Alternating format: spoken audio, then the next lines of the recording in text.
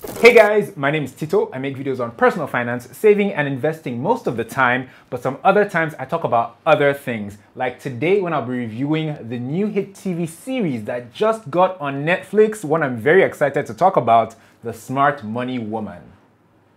The Smart Money Woman is a series based on the 2016 book by the same name written by Arese Ugu.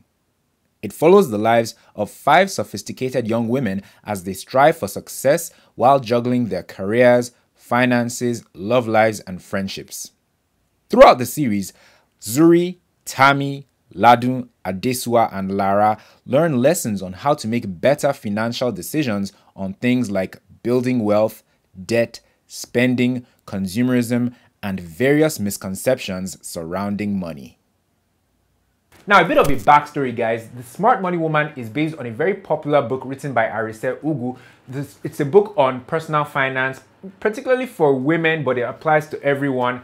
So that's what the series is based on. It's directed by Bumi Ajakaye. Many of you will know her work from Skinny Girl in Transit, the most popular web series in Nigeria in recent times. I think she directed the last 3 or 4 seasons of that, so she's a really good director. The show is written by Jola Ayeye. She's a writer, but incidentally, she's also a co-host of the most popular podcast on the African continent, apparently, one that I'm a fan of. I Said What I Said. They have a YouTube channel as well. I will link it in the description box below. I mean, this show had all the ingredients and just has a fantastic recipe for success. I should have known it was going to be a big deal, but it kind of caught everyone by surprise. It actually came out on DSTV late 2020, I think November, December, and it got a warm reception, but not everyone watched it, I think. But now that it's on Netflix, the reception is massive. It's #1, it's top 5 in so many countries, and it's still the opening weekend right now. So excited to talk about this series. Let's dive into it, beginning with the performances. Now, I have to say, first of all, that this series has a very rom-com vibe. It's a bit cheesy at the beginning, but it levels out eventually. Osaz Igodaru is the lead character, or the main character, Zuri. She plays this young, professional woman in corporate Nigeria, just, got dumped at the beginning of the series, and her personal finances are a mess.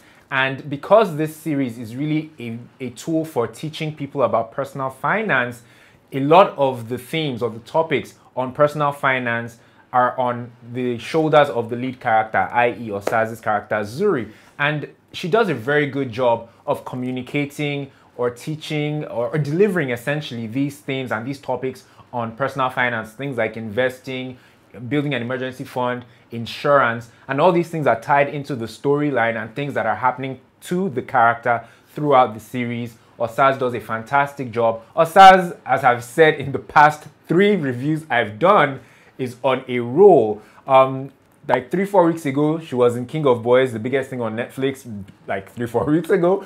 And then after that, she was in The Ghost and the Tout. I think that came out last weekend. 2 or 3 weekends ago, she was in Bad Comments, which these are all the things I reviewed just before this video. And now the 4th review I'm doing, Osaz is in it as well.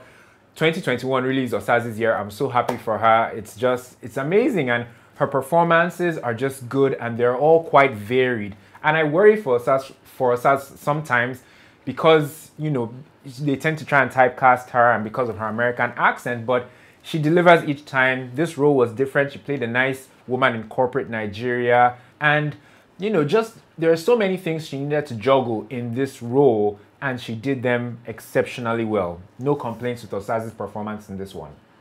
Inidima Okoje. Inidima did really well in this one. This is one of the better performances I've seen her in recent times. She played one of the 5 women in, the crew that this series follows, and she's a fashion designer whose business is going through a few things. Her staff or her employees leave her at some point, and she's just going through some financial issues as well. And in the midst of all this, she's dating, and that dating dynamic, I really liked it. I loved the chemistry that her character had with Timini's character. I'll come back to that when I talk about the things that I loved about this series, but basically, Inidima did really well. Hey guys, I want to interrupt the video really quickly to ask a favor of you. Please like this video by clicking on the like button. I'd really appreciate it. And if you enjoy this content or my other videos, if you've seen my other videos, please click on the subscribe button as well. Chances are that you've been watching this far and you haven't clicked on that like button or the subscribe button. So please do that. And if you choose not to like or subscribe, that's fine. Let me know in the comment section below though what it will take to get you to like the video or to subscribe. Do I need to take off some articles of clothing? Do I need to do a little bit of a dance? There are very few things that I won't do to get a like or a subscribe these days. My standards are dropping with each new video. So please let me know in the comment section below what it will take to get you to click on that like button or to caress that subscribe button, okay? Yeah, I've said enough. Let's get back to the video. Toni Tones. Toni Tones delivered, as she often does. She played the most upwardly mobile and financially literate member of the group of friends, and she was often dishing out tough love to her friends on how to do better with their finances. The issue that she had with her finances on the show was that was black tax. Essentially, she had a younger brother who was just being irresponsible with the funding that she was doing, giving him. I think she was paying for his academics and whatnot, but he was channeling it into this quest of his to become a footballer. And that was a very real dynamic, the whole black tax thing, how one member of a family is doing well and everybody else is depending on that member of the family, and they're taking that wealthy member of the family for granted. It was a very dramatic role on Toni Tones' part. There were tears involved, there were arguments, and it was quite serious in one or two scenes. Especially this, I think the first scene she had with her brother, where she was throwing things at him and it got a bit physical. I was like, wow, this is some serious acting. But Toni Tones did well as usual. Lala Akindoju. Lala played Adesua, a young lawyer doing well at her job, but experiencing a bit of sexism at her place of work from a junior colleague, for that matter. Shout out to Francis Sule. That was a very fantastic performance. But her real issue was her marriage. She's married to this waste man of a husband, played by Seun Ajayi, and he's like in between jobs. He's emotionally abusive, he's cheating on her, he's depleting the funds in their joint account, spending it on other women. It was just very frustrating to watch, very relatable too, because I think we've all heard of people going through things like that, or we have friends who have experienced things like that, a loveless marriage, a marriage where one partner is cheating, but the other partner is just trying to keep up appearances and act like everything is okay, and then the sexism at work as well. Those themes were very well portrayed or shown on the series, and very well communicated and played by both Lala and Seun as the married couple Adesua and Soji. Yeah, it was very powerful. Most of the comments you see on social media will be about that couple, Adesua and Soji. The fifth and final friend in the crew of friends was Ebenezer Eno. I can't remember her character's name, but Ebenezer played, this housewife who's married to this very rich man who comes from a very wealthy home. And she's a bit delusional in the sense that she feels like the money is going to be there forever and she's good and she's living this very cushy life. Very good performance from Ebenezer as well. She held her own. I think she was one of she was the lesser known actress amongst the crew of five, but she held her own, like I said. And I'm glad that I saw her in Danny's Game On a few months ago. I saw her against, other actors like Esodike, who was also in this series. So I knew who she was when I saw The Smart Money Woman. Now, speaking about Esodike, let's talk about some of the men that were on this series. Esodike himself played the love interest of Osaz's character, Zuri. Correct me if I'm wrong. Osaz's character her name was Zuri, right? Isn't Zuri the name of Osaz's daughter in real life? Yeah, anyway, correct me. Let me know in the comment section. Esodike did good. He was convincing. He was a good choice as, the leading man. If they didn't cast him, they would have probably cast Mawuli. I'm glad they cast Esodike just for variety's sake. I think Esodike has had a very good 2021, if I'm being honest. I'd like to see him in a bit more diverse roles, but he was good in this one. Temisa Emmanuel was also in this as a colleague of Osaz's character. He brought the laughs. He was okay. Timini was really funny in this one, as well as, a questionable flamboyant character who was trying to get with Inidima's character. The funniest scene and one of the most memorable scenes on this series for me was when Timini's character bumps into Inidima's character having dinner with Tope's character, and things get really awkward, and essentially he gets upset. Tope's character gets upset and wants to leave, and he asks for the paycheck, or sorry, for the check, and he's told that Timini paid the check. It was hilarious. That was a very, very funny scene. Tope Tedela himself did really well. Fantastic actor. Kabiri Fubara did really well as well. Shehu Ajayi as Soji, Lala's character's husband. He was very convincing. His performance was really, when you can feel hatred and animosity against or towards a character that much, the character did his job, or the actor rather did his job. So shout out to the men of The Smart Money Woman. What I liked. Now, my YouTube channel is about two things, Nollywood series and movies, as well as personal finance. If you go through my catalog of videos, that's all you see, personal finance videos or Nollywood stuff. This series combined both. This is a Nollywood series / rom-com that's on personal finance. This series was made for me. It's right up my alley. I loved it. I love content that has an educational element to it that you can learn from. And hey, so much so, or how much more, with personal finance elements and educational elements related to financial literacy. And each episode had themes or topics that they addressed. I can't remember each of them, so I'll put them on the screen, but they addressed each of them so well, so tastefully. And not speaking of things that were tastefully done, the product placement on this series. You see, this series was sponsored by First Bank. That's why there are so many First Bank products and services being mentioned on it.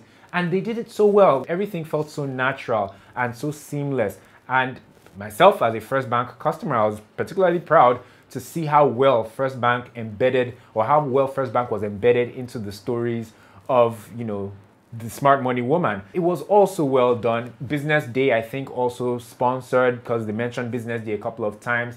Circa, the restaurant that they kept on having lunch and dinner in, that was a sponsor as well, I believe. So everything was just, the product placement on this series was top notch. What I also loved about the series was Inidima's character was juggling two guys, right? And it's a reality that, you know, men that have money and, you know, spend that money on the women that they're talking to makes them, I guess, more appealing or more attractive, right? So Timini's character had money and Inidima's character liked that, and she was leaning more towards him against, you know, Tope Tedela's character, who also seemed to be well-to-do but wasn't spending as much on her. Now, that dynamic of dating people that have money and the role that money plays in relationships, be it dating relationships or marriage, I like how it was highlighted on this series. I really liked it, especially in the love triangle between Timini's character, Ini's character, and Tope Tedela's character.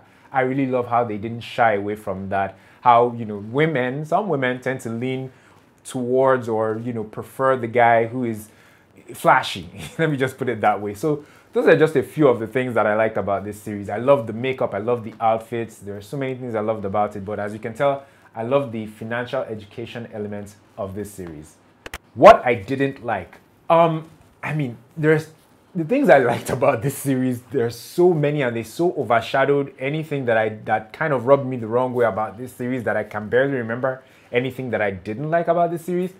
I'll just say maybe Patrick Diabua's character's accent. That's Osaz's character's boss in The Office. He had a British accent. I think the character could have been as effective without the accent.